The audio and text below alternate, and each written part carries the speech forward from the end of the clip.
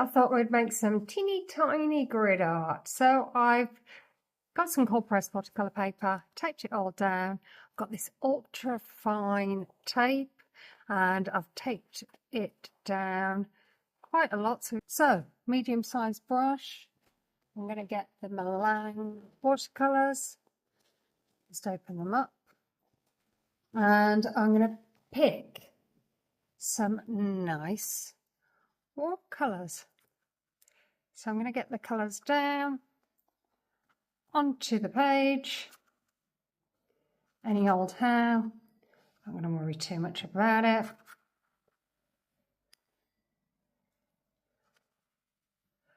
I want nice juicy colours, so I'm using a little bit of water. That's all you need. And then going in for, I don't know, let's try, got a bit of a red colour going on. See how that works out. Very vibrant against that pinky purple colour. Loving the way that looks.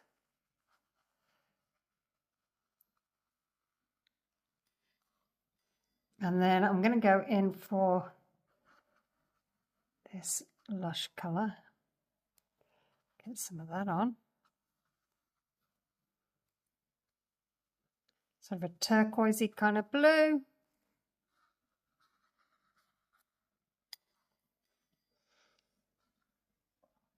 And then this pinky kind of colour. I've muddied it up slightly because I didn't wash my brush out. I'm terrible for doing that. But I'm going to go with it because we're going to see what happens. So I'm just sort of, with the rest of the paint, just merging in. We've got loads of water in here, so just merging it all together. Okay, we're going to let that dry. So the painting's now dry. I've grabbed some purple acrylic paint and a beautiful little stencil, and I've got a sea sponge and I'm just dabbing it in little spaces across the page. So just being random, wherever I think there's a bit of a space, I think, right, let's get that paint down, and then just pulling it off, moving it across to the other side and doing the exact same process. So once that's finished, I pull it off the page and you can see the lovely detail there.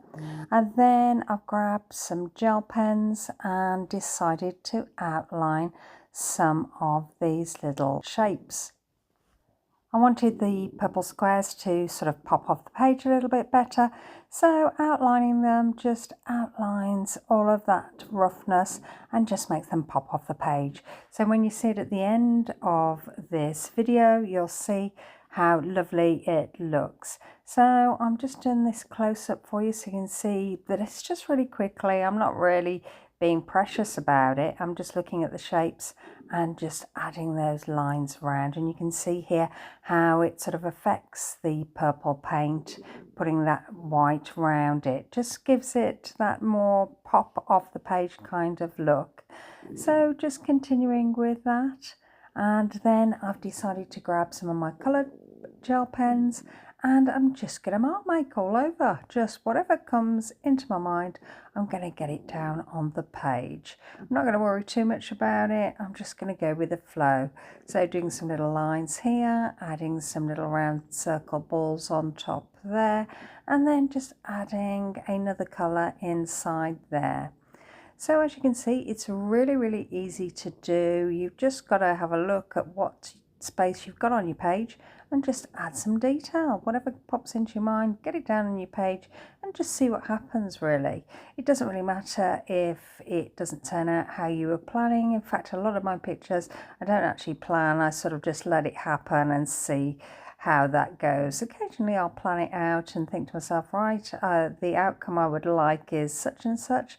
But most of my paintings, I just get the paint down, I then grab some mixed media, and then I either doodle on top, stencil on top, whatever pops into my mind. Don't worry too much about it, just see what comes out of you.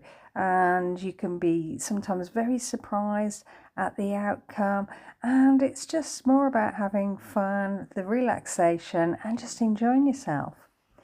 So I'm just continuing with adding some shapes here and there onto the page. So just adding some white bits, a little bit of white always makes things pop off the page. So I hope you like this. If you like this, maybe you'll like, maybe you'll subscribe, maybe you'll leave me a comment. I'd love to hear whether you're going to try this, what colours you're going to use.